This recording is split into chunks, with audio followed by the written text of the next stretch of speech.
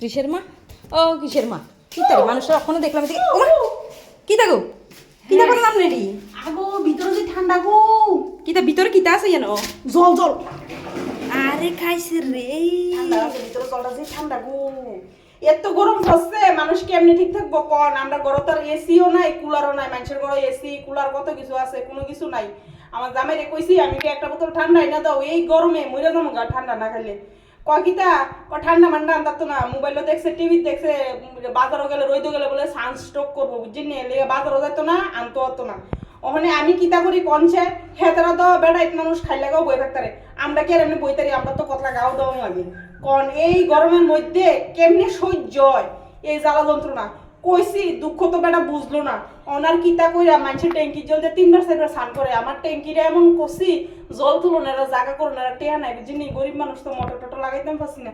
তো ওনার ট্যাঙ্কির মধ্যে কত জল আছে, অন এইটা তুই নেমে যেতেছি গা, নাইমা এটার মধ্যে বই দেখলাম। আপনি জায়গা খবরটা দিয়েন, বলে আপনার বোধ ট্যাঙ্কিতে নেমে গেছে গা, আপনি ঠান্ডা না হলে বলে ট্যাঙ্কিতে উঠতো না, বুঝিনি?